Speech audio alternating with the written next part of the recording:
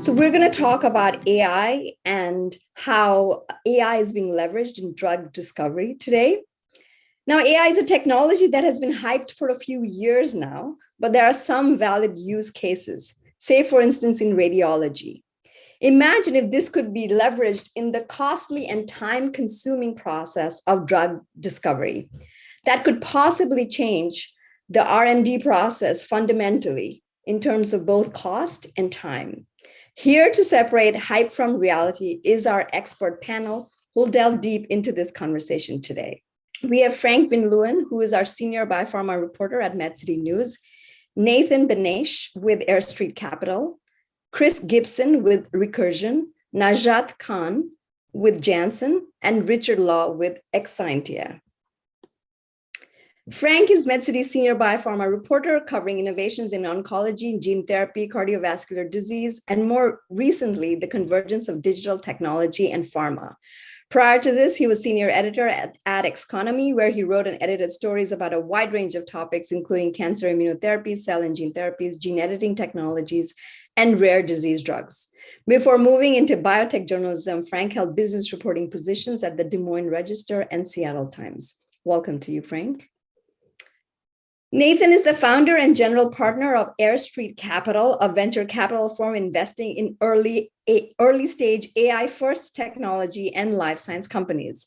His investments include Allcyte, Intense Eye, Tractable, GraphCore, V7, Mapillary, and Thought Machine. Nathan also leads spinout.fyi, which seeks to improve university spinout creation, starting with open data on deal terms, and the RAISE Foundation, a nonprofit that runs the annual RAISE Summit and funds open source AI fellowships.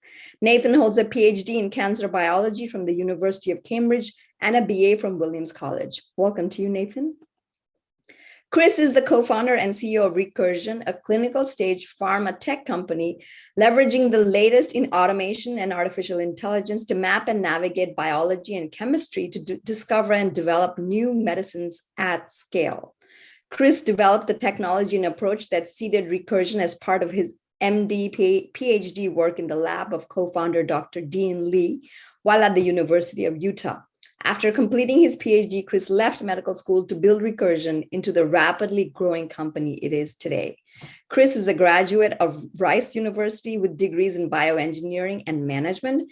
Chris serves on the board of BioUtah and is the chair of BioHive. Welcome to you, Chris. Najat is the chief data science officer and the global head of strategy and operations for Janssen Research and Development. In these roles, she leads a team of 100+ data scientists and data engineers to drive deep impact across Janssen's pipeline and portfolio and shapes Janssen's R&D strategy, spanning key pipeline and portfolio decisions to new strategic initiatives to deliver on transformational medicines for patients. Najat co-chairs the Johnson & Johnson Data Science Council and is a member of Janssen's development and investment committees. She was a senior principal at the Boston Consulting Group and received her PhD in organic chemistry from the University of Pennsylvania and her BA in chemistry with a minor in economics from Colgate University. Welcome to you, Najat. And last but not least is Richard Law, Chief Business Officer at Exscientia. He has spent almost 20 years in drug discovery, first as a computational chemist and then in business development. After his degree and PhD in biochemistry and molecular biophysics at the University of Oxford, Richard spent several years working in academia, biotech, and government labs in California as a comp chemist. In 2008, he was hired as the head of computational chemistry at Evotech, and after leading a team in several drug discovery projects, became SVP of Business Development, managing a team to build successful alliances between Evotech and biotech and pharma. Welcome to you, Richard. Before I hand it back to Frank, I wanted to explain to the audience that the chat is open and you're free to put in questions to the panel, and Frank will weave the questions in as he sees fit or wait till the end of the panel. Over to you, Frank. Thank you, Arundhati.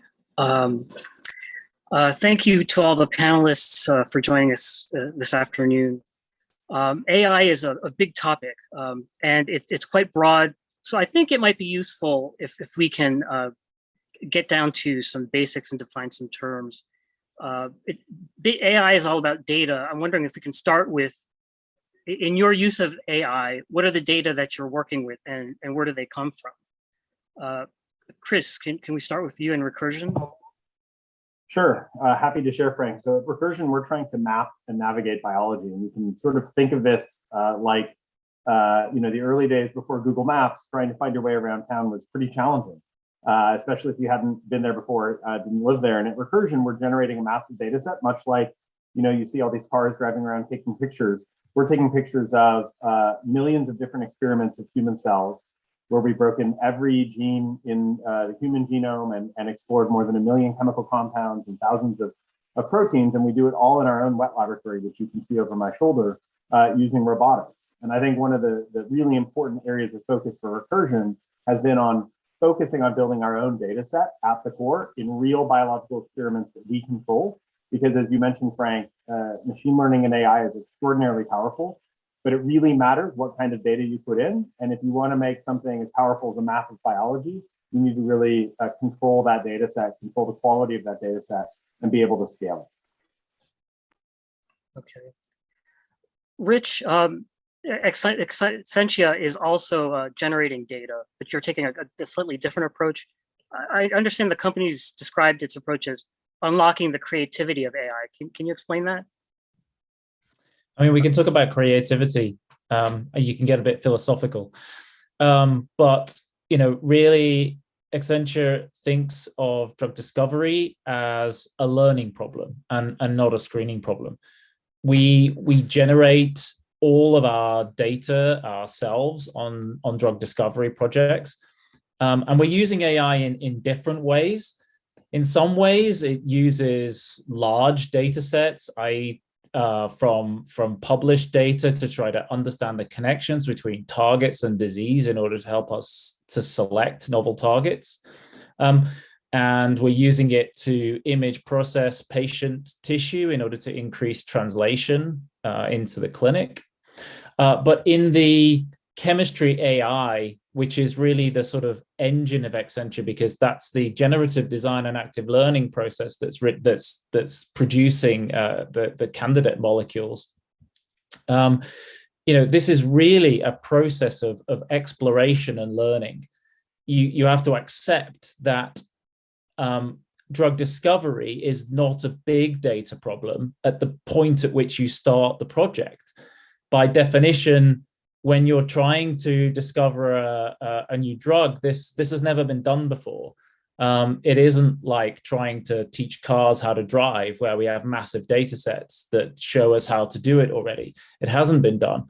So we have to have this process of exploring into chemical space, using all of the different parameters, possibly optimizing towards dozens to hundreds, even thousands of different parameters in parallel. And that means that it's able to find solutions that you could argue are creative, because they will be unique and they will solve lots of problems all at once. But it had to learn how to get there. It had to just find the space of where that solution was going to come from, even before it could optimize and produce it. Okay. Najat, can you offer some perspectives from Janssen's standpoint? Yeah, in terms of where the data comes from, Frank. I mean, Yes.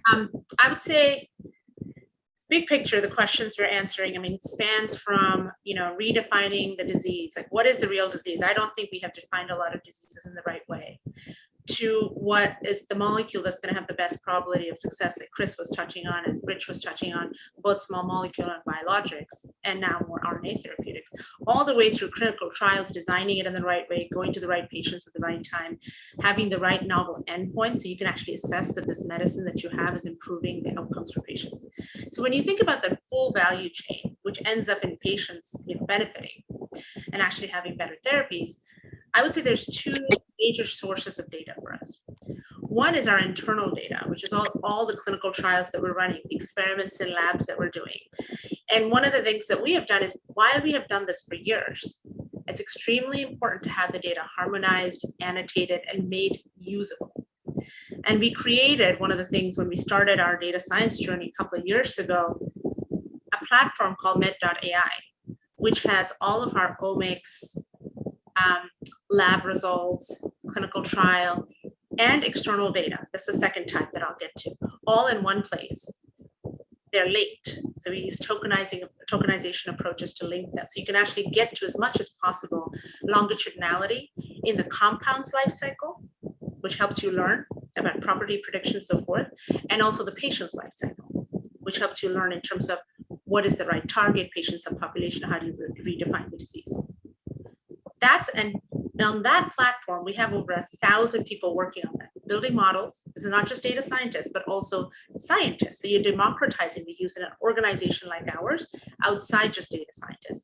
And you have applications that can be used for a lot of the questions that we're answering. So this is like terabytes and terabytes of data.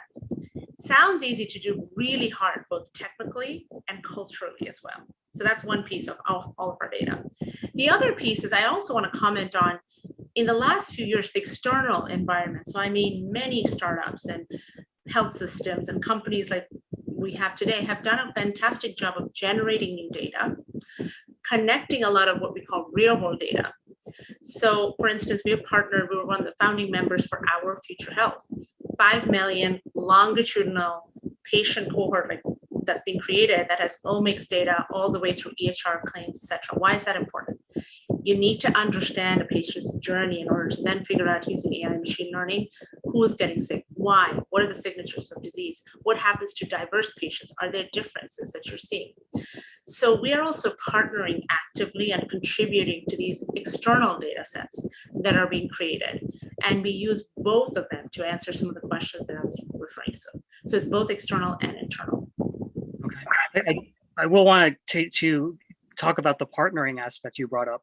But before that, I want to get to Nathan. Nathan, can you talk about what you're seeing from an investor standpoint? Yeah, sure.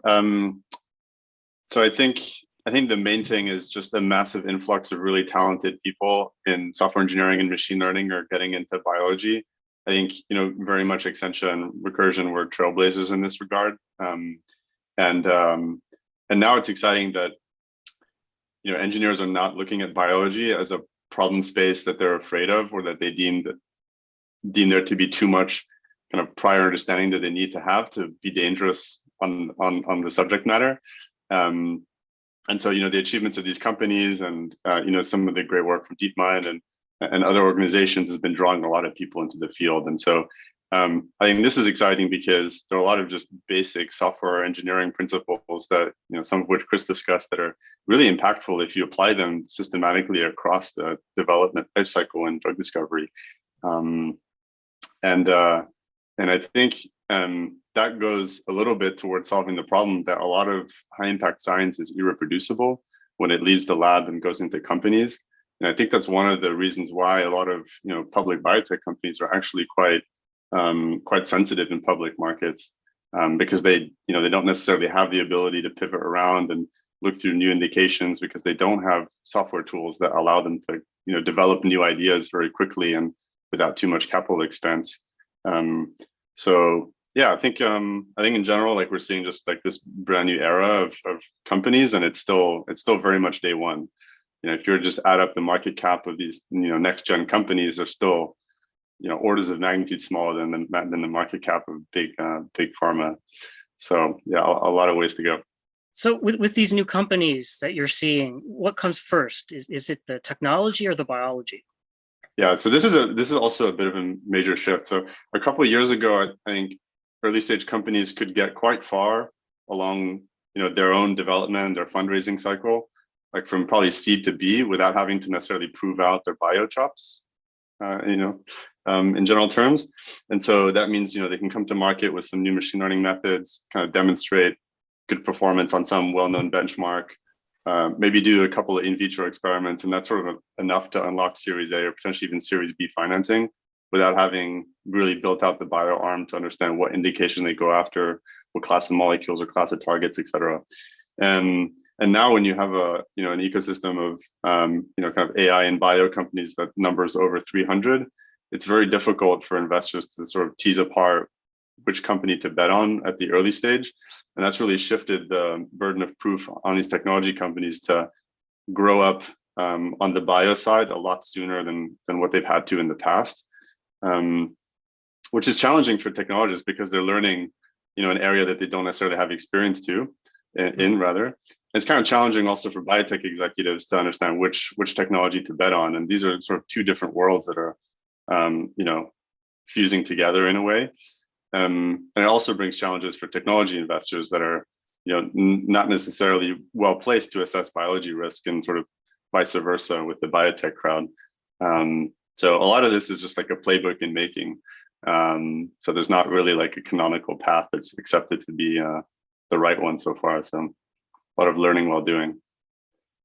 So I want to see what Rich and Chris have to say about that. Learning by doing. What was your experience with your respective companies? Chris, you want to go first? Yeah, no, I think Nathan is spot on, and I think companies have to have both.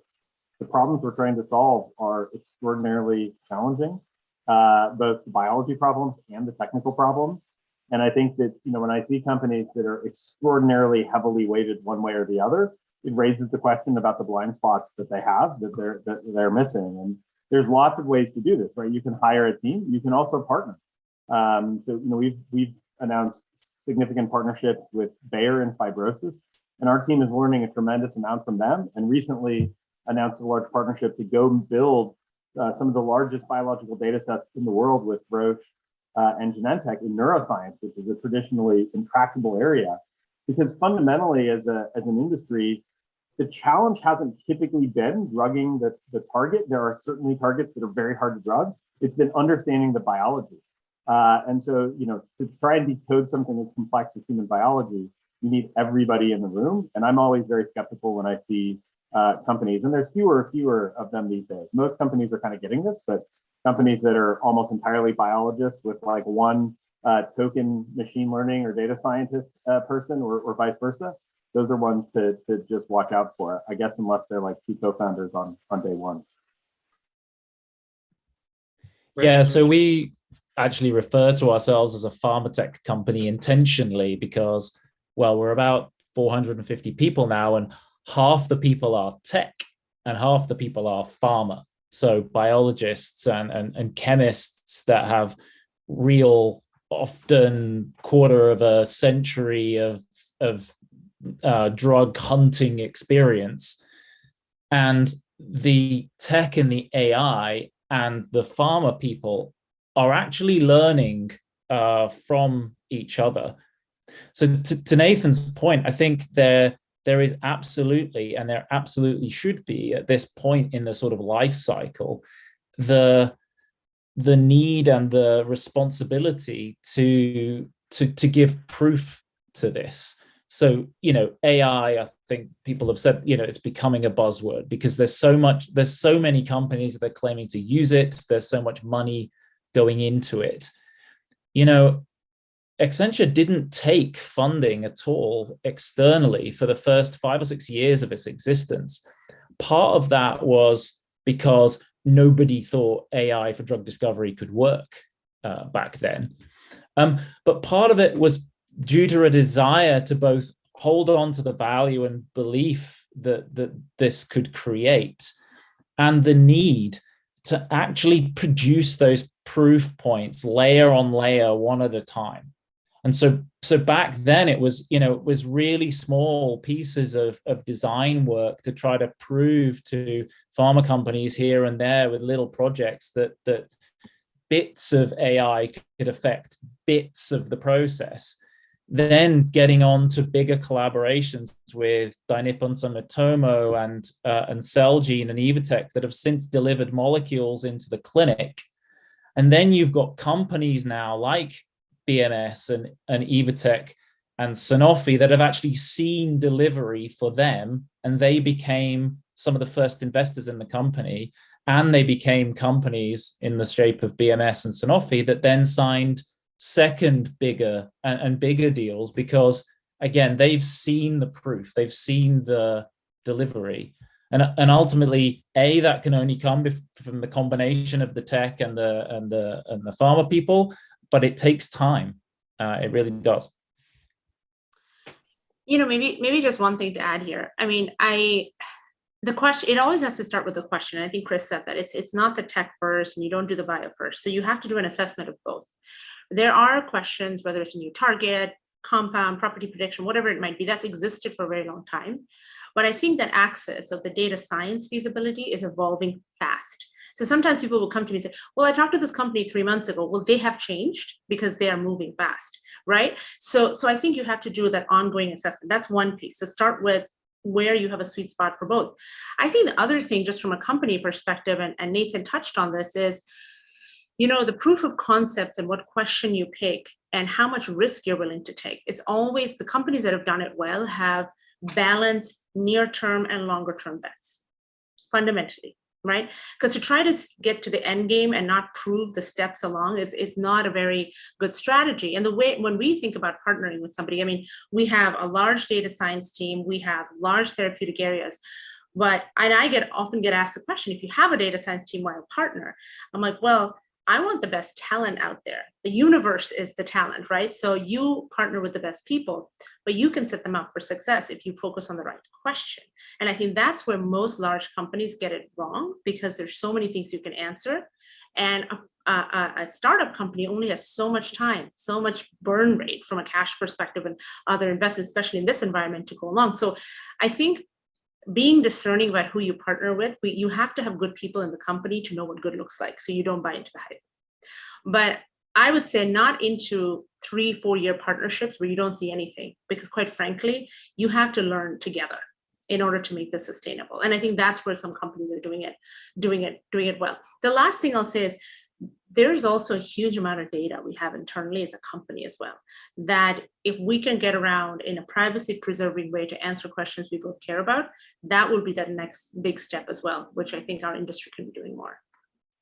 So I want to go back to your comments on partnering. So I'm wondering what Janssen is looking for when it's scoping out potential partners. Are you looking for someone who can help you answer a particular question? Are you looking for particular technology or technology capability? I would say it depends on which area of the space we're looking into. So for instance, in the discovery phase, what we're looking for is partnering with companies on very thematic questions. So Frank, what you don't want to do is go after one target and you work on it for 3 years and that's it. You want to go into categories, themes, like I want to do something in the PPI space. I want to do something like thematic, so that once you figure it out, you can set up for scale. But when we partner, it has to be a joint collaboration, right? You can't throw it over the wall and expect someone to figure it out. And that puts accountability in our teams internally to also deliver. So that's one piece. And it has to be very milestone focused. Like, what are we actually solving for together? Very outcomes focused. Now, there's another type of partnership, which I would say happens more in the development space, not so much discovery, but in the development space, where, you know, a lot of the times we have certain data sets, we want to build an AI algorithm, we want to generalize it, make it repeatable in other health systems. That's a different type of partnering. And you also want to figure out the workflow, because you don't want to create an algorithm that helps you detect early detection for disease and have never tested it, you know, in the workflow, in the actual where it's going to live. And if you do that, you're not building the product the right way. So you have to partner with health systems. So depending on what questions we're solving, we have different types of partnerships. But, you know, I always say less is more. We have done over 50 partnerships. I think it's close to 80 now in the last 2 years. You might say that's a lot of partnerships. That's because it's a new area and we're doing a lot of test and learn. And the minute it works, we expand it. But it's also because of the fact that R&D is a huge space. You're answering so many questions across so many disease areas, and we have done it at scale. We have 150 or so projects covering our entire pipeline. So every single program has a fit for purpose question we're answering using data science.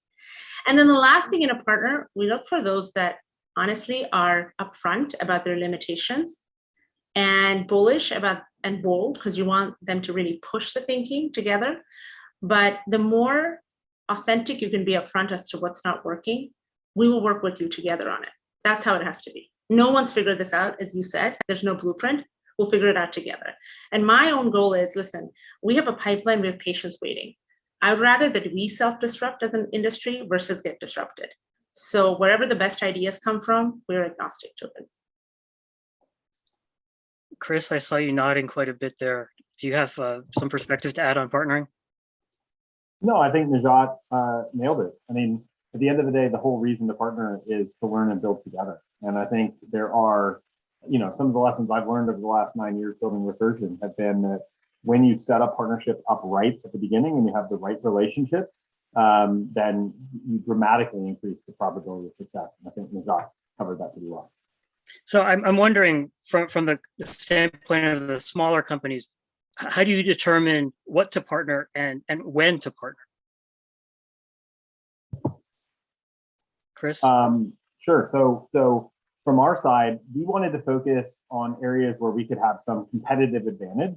And so for us, that was understanding the biology initially of areas of cancer and genetic diseases, where a company like us could build a clinical development team, take programs into the clinic, and there's some feasible way that we could actually grow and scale ourselves. But then we also wanted to take our technology and apply it to the much larger problems of fields like fibrosis, metabolism, neuroscience, et cetera. And those are the places where we sought partnerships because it puts us in a position as a company to learn from folks who have a tremendous amount of experience in areas that we just don't have the scale to even attempt to be good at yet. And at the same time, as Najat shared, for some of these larger companies, they have incredibly good teams internally who often don't have all the resources to explore all the different ideas. And so they get exposure to the way we're thinking and sort of the nimbleness of the smaller company.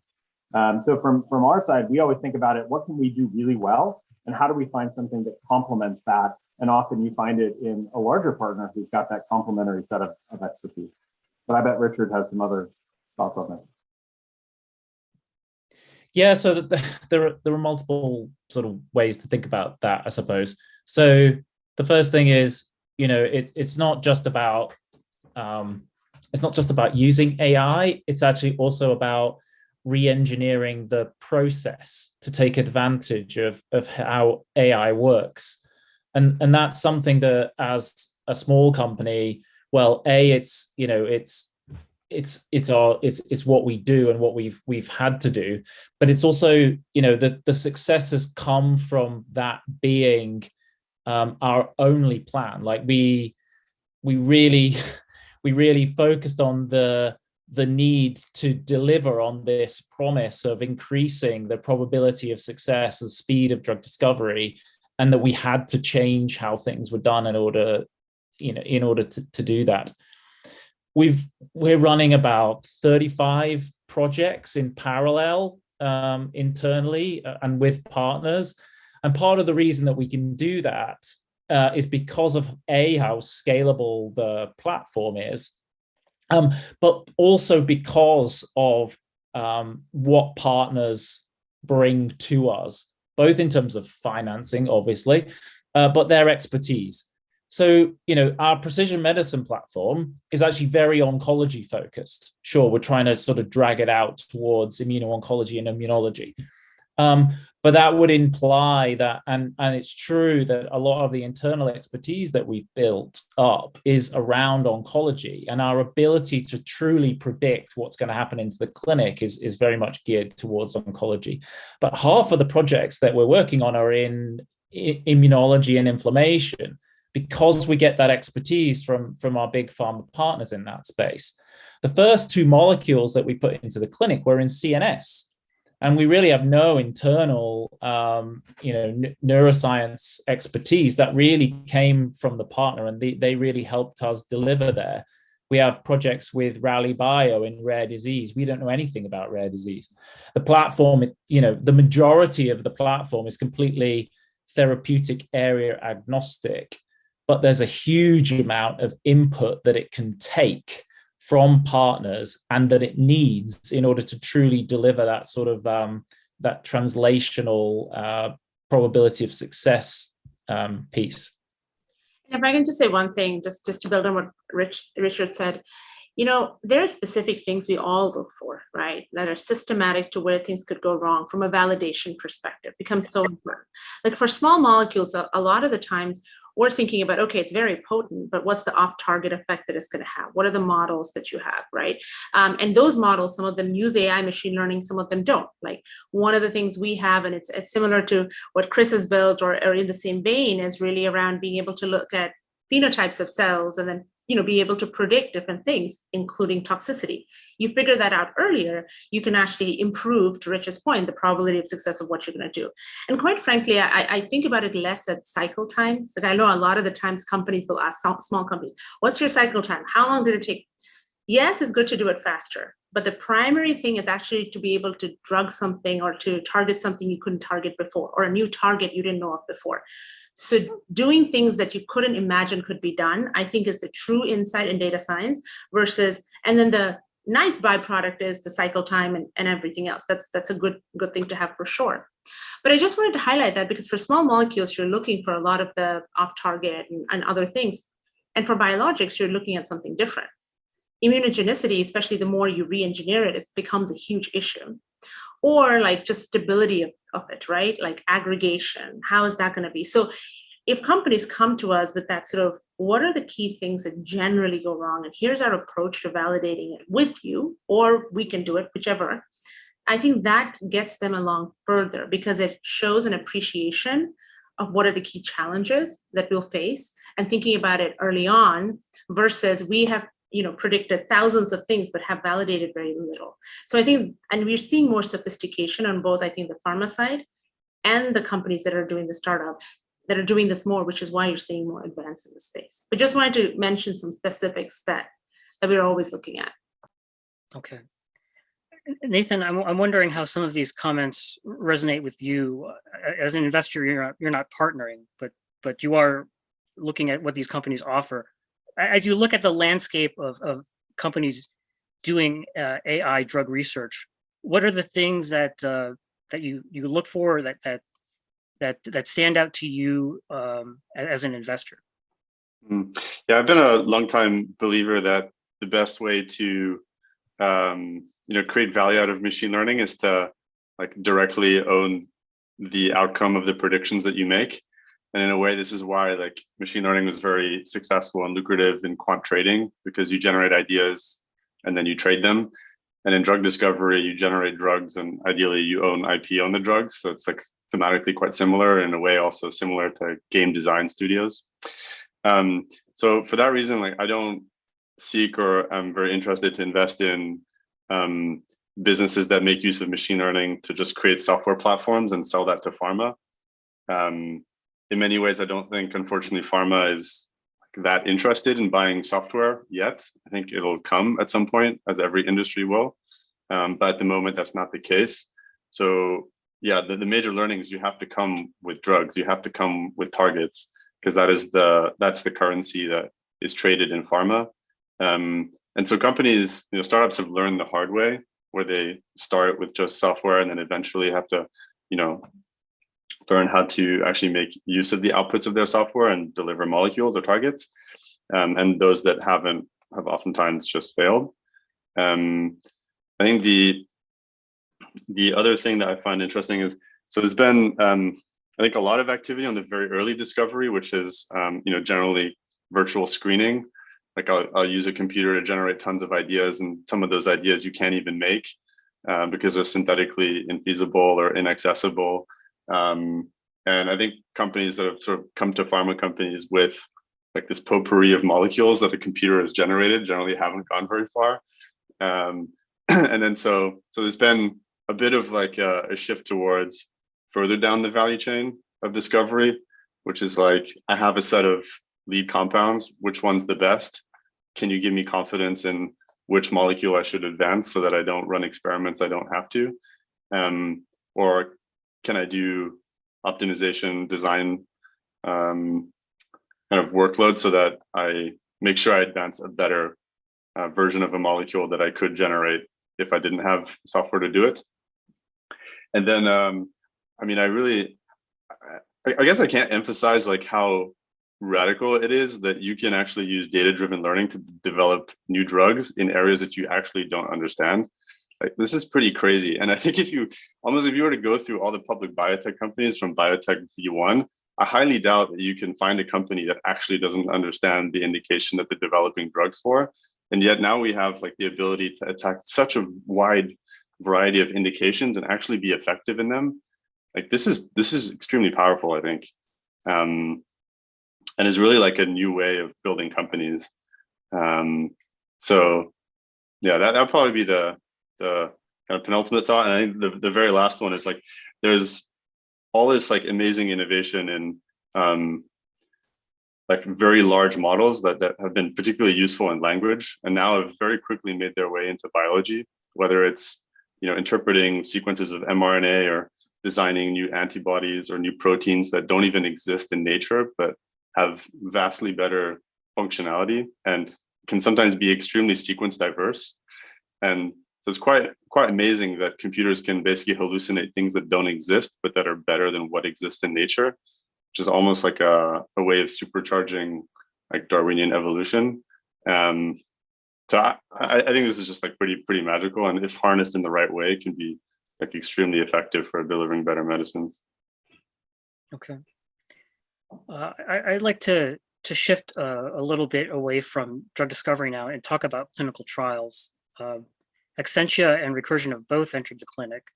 So I'm wondering how AI is changing clinical trials, how you design, how you run clinical trials. Chris, do you want to start? Sure, happy to. So Recursion is really focused on building a platform from target discovery through hit discovery, lead optimization, predictive ad met, and all the way through the clinic, and leveraging machine learning and AI to do that well. But we have not focused on using machine learning and AI yet in the clinic. There's only so many resources a small company has, and there's a certain level of responsibility that I and we all feel at Recursion when we're running clinical trials to do them right and to do them well. And so we've actually taken a relatively, I would say, conservative approach. We've been criticized for our trials being, you know, a little bit too long and you know, looking at too many different things. And I think that's all because we're in this learning mode as a company right now. And these first 2 drugs we have in phase 2 clinical trials now, another one on the way to phase 2, and another one on the way to phase 1 later this year. You know, those will all be really important proof points, not only for us, but for this whole sector. And I think the same is true of the programs that Exscientia has in the clinic. And as each of our companies drives these programs through, we have a responsibility, I think, to you know, be cautious and deliver. That's not to say there's not really interesting stuff happening in this space. I know Exscientia has done work here, and I know Najat and her team have done a ton of work here, but we don't have the resources to do the whole value chain yet. And so we want to focus on doing the things we do well and not trying to do the rest of it. Okay. Richard? So, yeah, I mean, in terms of driving molecules into the clinic and understanding clinical trials and patients, yeah, we're early in that process. But there's a couple of, let's say, aspects of that. So one is the precision medicine platform that we have.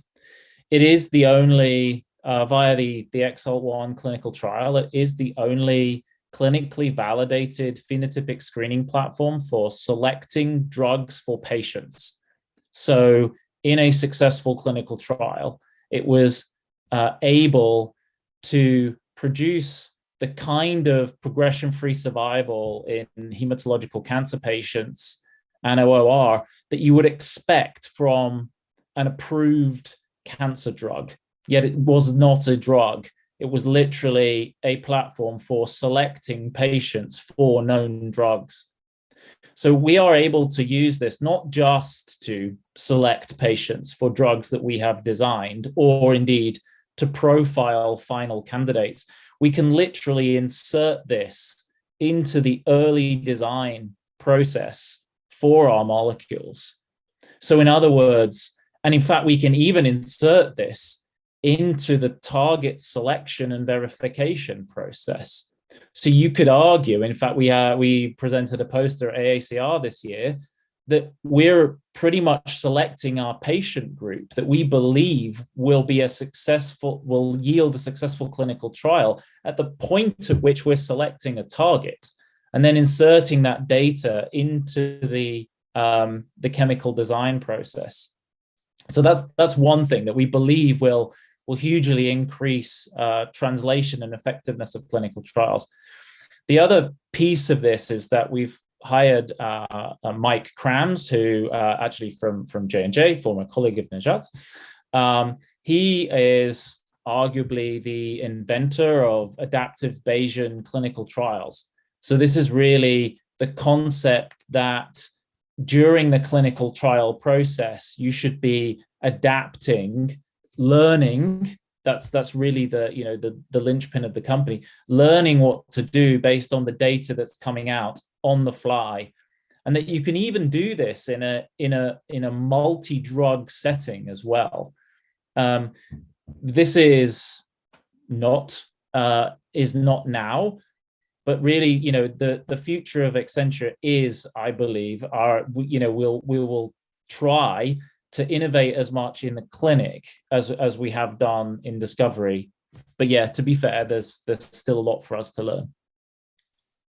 Maybe Frank, if I can just chime in, I think from a Janssen perspective, we have about 200 programs going on at any one point in time. So strategically, we started on the development side first. And there are many critical questions you can answer, and I'll speak to a few and examples. But then we've also been working on the discovery side. In fact, this year, we actually have a couple of targets using AI that are now in preclinical programs. It's the first example of us doing that. And you do recognize in a pharma company where there's so many programs, the competition, the bar is really high to actually make that through. And I think Nathan brought this point, you want to own your validation in order to ensure that the insights and the ideas, the follow through happens. And I think that's one unique setting that we have, because the different aspects of making drug development successful, regulatory, clinical, operations, validation of all of this, data science, all of the pieces are there. So if we can put it together the right way, I think the impact we're going to have is significant, and doing so with the right partners. We don't do it alone. So you mentioned a little bit on the development side, as Chris was saying, and I think Richard mentioned as well, think about neuroscience, think about rare diseases, think about targeted populations in oncology. They all have one thing in common. You're going after a certain subpopulation, precision medicine. But if you can't pick out those patients, the medicines are only so useful, right? Where's the true impact? And when I say you can't pick out the patients, like in many cases, these new mutations, 10, 15% of the patients get sequenced in the real world. The screen failure rate, as Chris was saying, if you want to do a trial, 94, 95% screen failure rate. It's really not tenable. It takes longer. It's not good for patients. So one of the things we have done among many is we've actually, first we can use AI on routinely collected data like ECGs to diagnose rare diseases. So one of them is pulmonary hypertension 3 years in advance. And we just received breakthrough device designation from the FDA a couple of months ago. Why is this important? There are medicines on the market, patients aren't getting it in time. And you're not adding any burden to the physician, to the hospital workflow. It's data that's already collected, and you can flag that this person might have a certain disease. Not just PH, we have several other diseases that we're looking at, same approach. So this is what I meant. Test and learn, set up to scale. It's not just a one-off problem. The other thing I would say is, as you think about, and Chris mentioned this a little bit, there is so much in images that we can do, and so much we can do from there. Whether you look at cell images and you figure out what's going to be toxic versus not, or even some sort of stratification, we have also been able to, just looking at histopathology images, we can predict the mutation the patient has. So genetic information from a phenotypic data point, right? And a lot of people said that that wouldn't be feasible before. And we have done that for FGFR mutations, which is the driver mutation in bladder cancer. High unmet need. Medicines being developed. Now we're actually deploying that algorithm that can actually reduce the screen failure by, I think, 40% in many clinical trial sites. So we're the first in industry to do that. So not just take an algorithm and publish it, but actually use it in a way that's helpful for patients. And then if that works, scale. And we have many of those algorithms. You can predict the right patient population. You can predict who's going to respond faster or not. That requires a combination of both internal data that's annotated well, understanding of the biology, external data. But one thing that's really important, we go into it unbiased.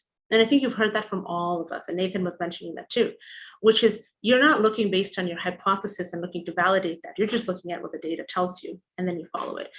I think that's a really complementary approach to how we have done things before. So I never say that AI or data science is going to be like change everything. It's an and let's all be honest, there's so much more we need to understand about healthcare, biology, chemistry. So an and is actually something that's needed. The last thing I'll also say, just an example in terms of clinical trials, Chris and Rich will face that soon. Trials take a long time, right? And there's only so many you can do, and you want to do them super, super well. But it's important to use data to go to the right patients. Often you'll hear the stat that only 5% of the patients eligible are recruited. That's because we're not searching in the right places. We're going to institutions we think we should go to versus where the patients are. And the same goes for diversity. I mean, COVID is one example, but we have 20, 30 more where we were able to accelerate timelines by weeks, months, and also hit diversity numbers that's consistent with the census numbers. That's super important. You want to make a medicine for all, not just subsegments, right? That doesn't happen by accident. It requires completely changing, using different data sets, changing how we work, and all the way to how we contract, right? And I think the encouraging aspect is you see regulators are more open to it. More guidance, which is great, right? This is how you elevate and advance the field. And then also real world studies. That's going to be important. Chris, you're talking about rare diseases. Can you actually do a RCT? Do you want to use real world data in order to figure out how are the untreated doing? So there's just a lot there that we can do things better and faster. We're doing that at scale, and we're seeing a lot of examples, where we use real world data to get orphan drug designation for one of our rare diseases.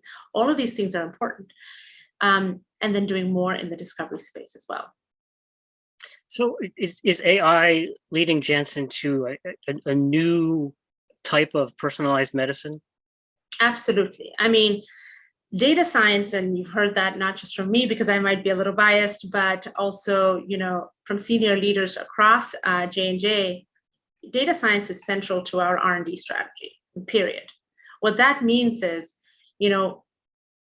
it's not just one aspect, it's the end-to-end aspect of changing how you do things at multiple different points, right? Like I was saying before, it's everything from we're finding new targets, we're learning more about different disease biology. Chris was saying that, many different approaches to it. We have new programs that are now going into clinical stage or preclinical stage using AI. And it's never just AI, right? It's always a combination, it's an and of AI, as well as biologists, chemists, their know-how. But it improves your precision in terms of what you're doing. And then all the way through, like now when we write protocols for a program, we start off with where are the patients, who are we targeting, what is the right inclusion, exclusion, all from real world data and prior clinical trial data. And then how we run trials too. We use AI to figure out where should we be going, where are the patients, what are the right sites, what's the right performance. We use evidence generation, we use real world data and RCT data. So it's end to end. We're changing how we do things using data science. Richard, I know you're closer to the earlier stage of that end, but do you see similarities there? Is Exscientia also pursuing a type of personalized medicine with its AI approach? Yeah, absolutely. But we're being very selective about how we do that. I mean, we have to be careful. Yeah, we're not running 200 programs or whatever Najat said. So, and we have a mission as a company to improve the probability of success of drug discovery. So we have to be careful about where we believe we can truly do that. Now, there's as Nathan mentioned, the platform can deliver even when you don't fully understand. But in order to be confident, yes, we've had to think to ourselves, okay, where can it most likely deliver?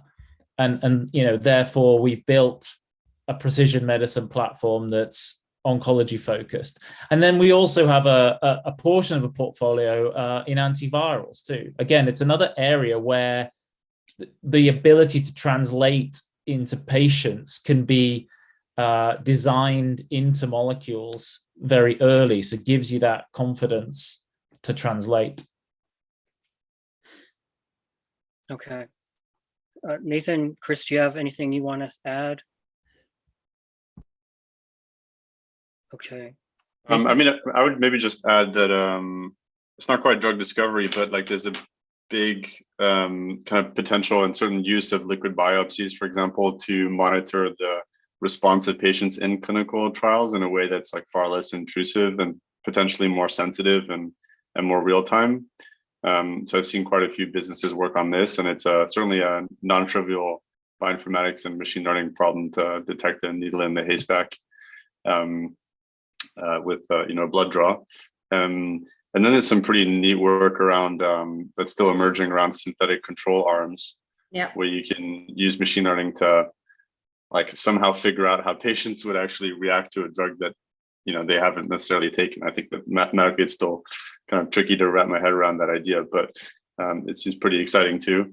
And then I'd say like there's a lot of work in vision, like computer vision for medical imaging. And there too, I think it's quite a neat application in the context of clinical trials. So you can much more rigorously and systematically interpret the results that your drugs are actually having in patients and be able to pull out signals more reliably, because it's very clear that like different radiologists read scans in different ways, and it's very hard to harmonize like the protocols because we're all human. But if you can use a machine to do that, then at least you kind of understand the sort of knobs that it's tuning in a way.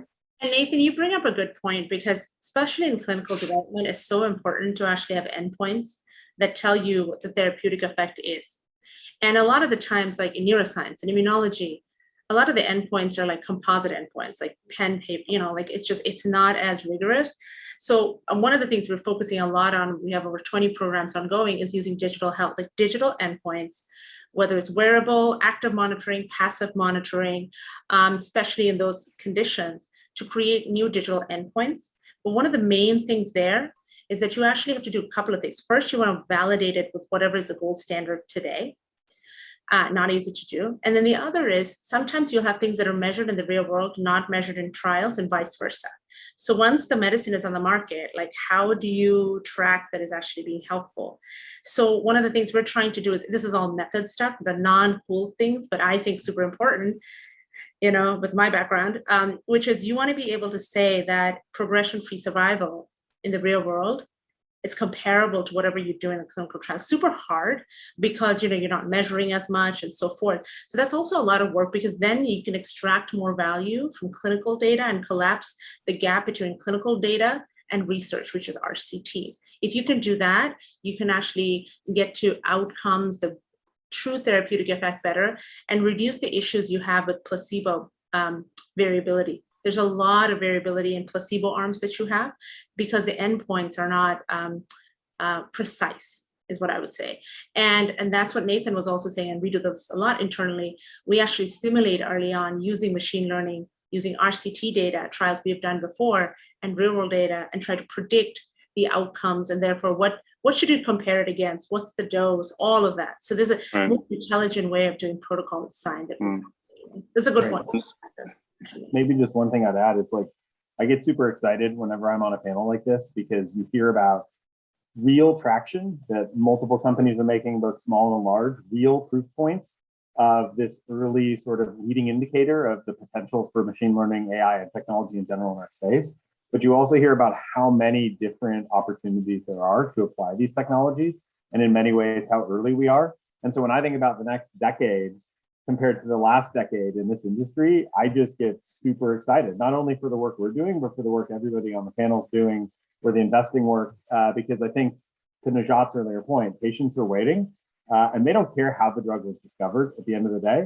They don't care if it's precision or not, they just care that it works for them. And I think a decade from now, when we look back, it's gonna feel like right now, this year, plus or minus a couple of years, is when it really started to take off. It's not just a crazy idea. It's not just snake oil or whatever it was called 5 or 6 years ago when many of the companies were starting. It's real, but it's early. And so it's a very, very exciting time for the space. Yeah, absolutely. I mean, this isn't about AI. This is not about putting some label on the process and that makes it special somehow. At the end of the day, this is about how do you link the design of a drug to make sure it works in a patient population that you can truly select. I mean, one of the most fascinating things that we see in the precision oncology experiments is the huge heterogeneity in patient groups. So you can take 25 patients that all apparently have been diagnosed with the same ovarian cancer. You can test 100 drugs against them, and almost every drug treats one patient. And no drug treats more than sort of 50% of patients, and there are a few, that do. There are drugs that have failed in clinical trials that we can select the patient for that drug. So we would have known how to find those patients, and this methodology and this way to look at data just didn't exist before. And when you start to think of it like that, and what are there, something like 2,000 marketed drugs, but if there's this enormous heterogeneity in patient groups, then we're not talking about diseases as a disease, as a single thing to cure. We're talking about precision medicine as being the only way. We have to literally design a drug for a group of patients, and a disease may become 1,000 drugs in order to treat every patient. Maybe I'll just add one point that I read last year, which also I found super interesting, which is around the topic of inclusion and exclusion criteria for clinical trials. And it was a study on this trial, I think it was trial Pathfinder data set. And basically they simulated different inclusion and exclusion criteria to determine how many patients you could actually bring onto a clinical trial without materially changing the hazard ratio. And they found that you can actually double the number of patients in a clinical trial on average without increasing the hazard ratio too much, which tells you that the way that we're selecting which patients to include on a clinical trial is not optimal from a machine learning perspective either. And so it kind of expands on Richard's point that, yeah, there's heterogeneity, but also just the tick boxes we're including on the forms are just not optimal. And, more people could enter trials and actually benefit.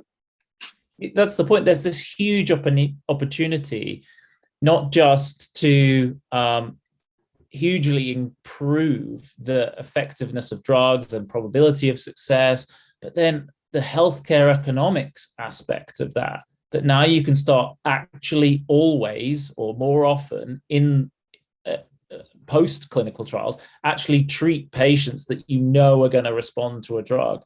And that not only does it mean that patients are actually going to get drugs that work, but their entire patient journey is going to be better. We can get away from this situation we have where patients are on 3rd, 4th, 5th, 6th, 7th line of therapy before they're accidentally given the right drug, or they never are. Okay.